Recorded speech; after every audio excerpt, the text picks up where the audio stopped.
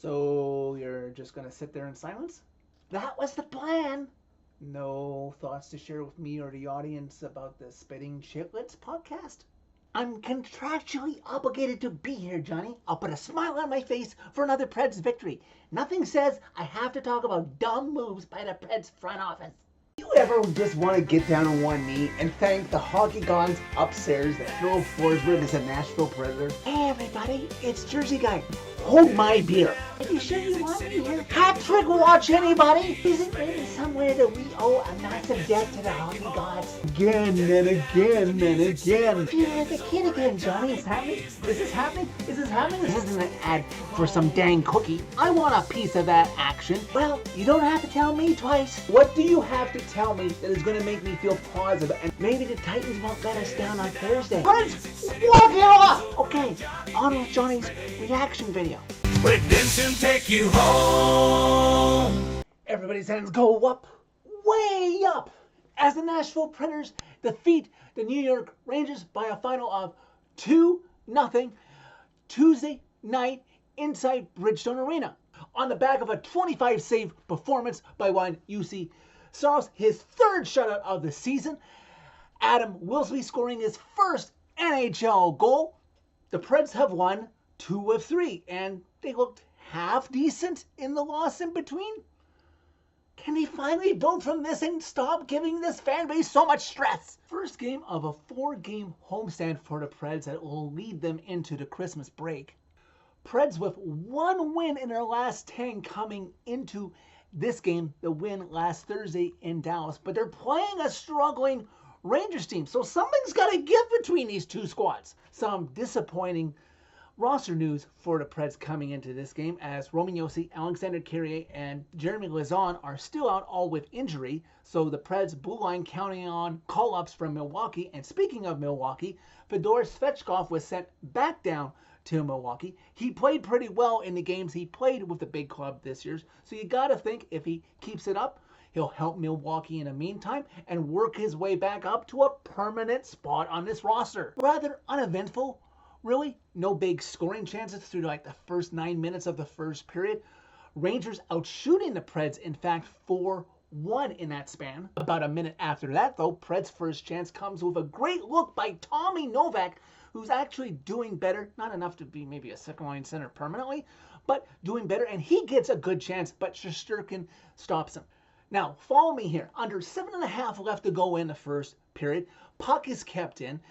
Michael McCarron with a shot that goes on top of the net, doesn't land enough to blow the play dead. Puck comes down, and Michael McCarron is right there to try and bang it home. It gets past Shesterkin, but refs blow it dead on a hand pass. But that was close. But Preds, please, in this game and moving on.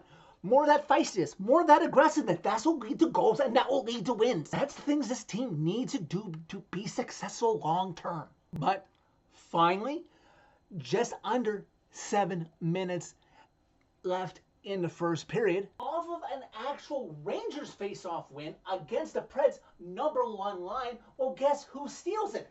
Jonathan Marchessault, and he sets sail with his line mates out into the neutral zone, into the Rangers zone, and him, Stamkos, and Forsberg play give and go, and at the last possible moment, the puck comes right back to Marchessault, and he gets Shesterkin down to his left and gets it home. His 8th of the season gives the Preds a 1-0 lead that they sorely needed to try and control momentum in this game. Nick Blackenberg, just over 2.5 left to go in the first, have a great chance to extend the Preds' lead to 2-0, but his shot just goes wide. Rangers would then have the Preds pinned in their zone cycling. Well, you think a Rangers goal is coming, but we can all breathe. Preds get the clear. Preds doing something I haven't seen out of them because they tend to give up near the intermission portions. Right before the first intermission, they're pressing. They want that 2-0 goal. Fall short, but they're doing the little things right and lead the Rangers 1-0 after the first. 2 minutes into the second period, Gustav Nyquist goes off for holding Alex Lafreniere's stick, putting the Rangers on their first power play of the game. Rangers with a few good looks, but Preds successfully kill off the Rangers' threat. Chances continue being traded through the middle frame between these two teams. Preds not backing down from a challenge. Action picks up about the halfway mark of the second period. There's a war of words, leads to a fight between Will Killier and Mark Del Gaizo, along with a little bit of other fisticuffs that leads to somehow a Rangers power play. I get stuck watching the MSG feed of this game because of course I do, because NHL Center Ice hates fans being able to watch their feed. Maybe FanDuel better explained who got the penalty that led to the Rangers power play. The important thing is, though, out of all that craziness, the Preds killed off the threat and their penalty kill remains strong. Under 3 minutes left to go in the second now, Riley Smith goes off for interference, putting the Preds on a power play. Can they finally get that side of their special teams going? Apparently not right off the hop, because Vincent Trocheck gets a clean cut breakaway on Saros. It's like, oh no, I can't look. Oh, Saros makes a save! Saros makes a save! And everyone can release a collective sigh of relief. This game would be so much worse without him. And can I just say, considering how much the Rangers goalie on the other side of the ice is making, you see Saros' paycheck is a bargain. All of you Preds fans on Preds Facebook who hate that we kept Saros over a certain other goalie who plays on the West Coast now, you can stick it. Thank you, Barry Trotz. That's one good thing you did. Power play would eventually expire without the Preds cashing in. Rangers would get a late too many men on the ice penalty, what would carry on into the third period. Second period ends. Preds up 1-0. Rangers outshot the Preds 9-8 in the first. Preds outshot the Rangers 14-8, much better second period for an overall total. The Preds outshooting the Rangers 22-17 after 40 minutes. Preds with some good chances with that power play to start on a fresh seat of ice in the second period, including Philip Forsberg with a great look that rings off the crossbar behind Shesterkin. Preds coming close, but can't crack through for a second goal, just maintaining that 1-0 lead. We reach 5 minutes into the third period.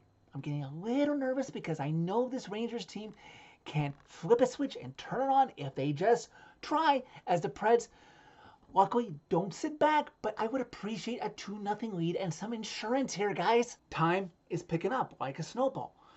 It's the wintertime after all. We're up to 9 minutes into the second period. Rangers must be getting a little nervous that they can't get a goal past Saros. Totally fine with the Preds. Let's get this home for another W. And finally, our prayers are answered. Just over 8 minutes left to go in regulation. Play is in the Rangers zone. Puck comes back to the point, and it's number 83. You know who wears 83? Adam Wilsby. He's got the puck. He waits. He tries to look for the good angle. Riley Smith comes out to challenge him, and Adam Wilsby, oh my God, addresses Riley Smith, which means he has a clean cut look at the net. He snaps it on net. It goes in past Igor Shesterkin.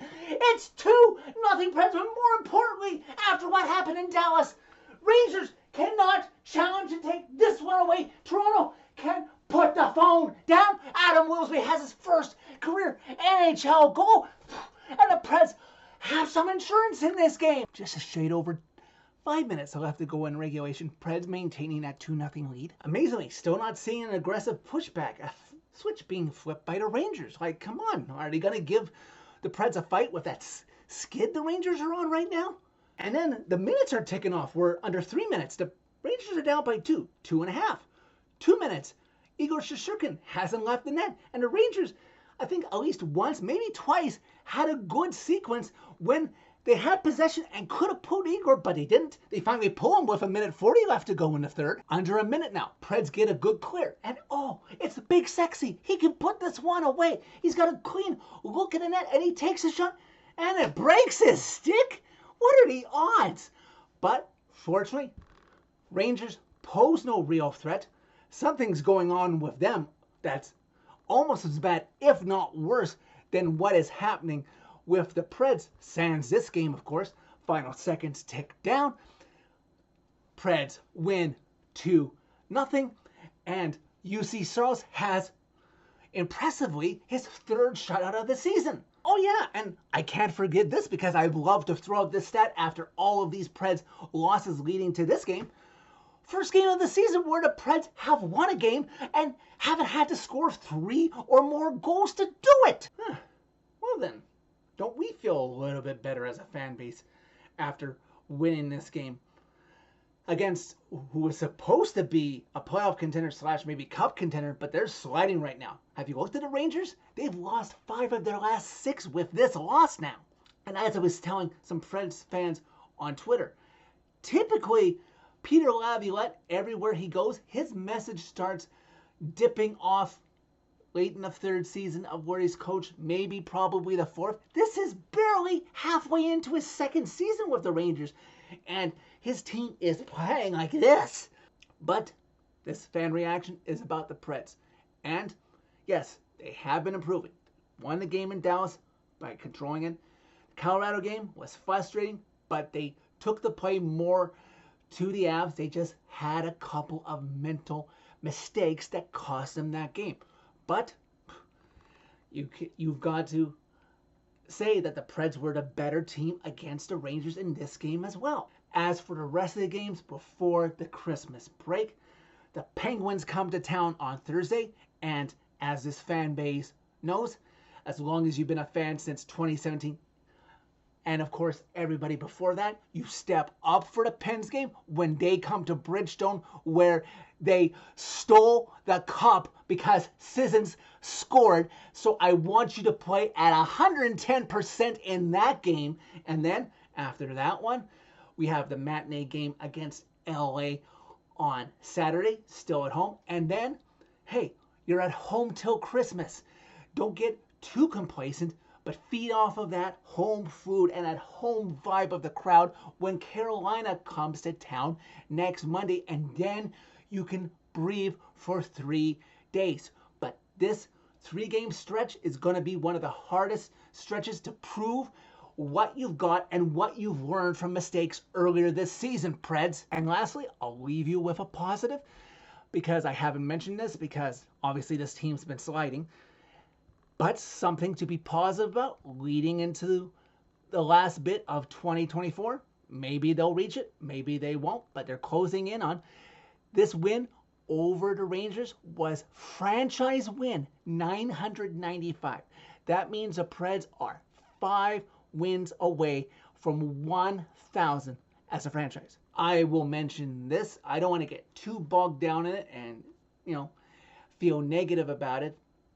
But since the Preds won, but yes, I've seen the clips. I'm not going to go and watch the whole thing because it's probably going to be a little gut-wrenching to hear Matt Duchene on a Spitting Chicklets podcast talk about how the Preds put him on waivers to buy him out and then he eventually signed with Dallas. I imagine that was tough. He signed with Nashville back in 2019. I think it was. I lose track now. Wanting to stay there until he basically retired. But it just wasn't going to work. I'm glad he's doing well with Dallas as long as he doesn't play the Preds. So hopefully when his career is done, maybe he can work his way back, because the fans I know in Nashville still love him, that he could still be involved somewhat with Preds alumni events. You don't want it to be awkward after a player has retired. So that is it for this video. Thank you very much for watching. As always, click a like if you like this video. Click subscribe if you really like it. You can find my social media and interact with me during any Preds news and during games by clicking on a channel name. Tell all your friends about Predemption. And what a bargain number 74 UC Saros is for this team and for the years to come.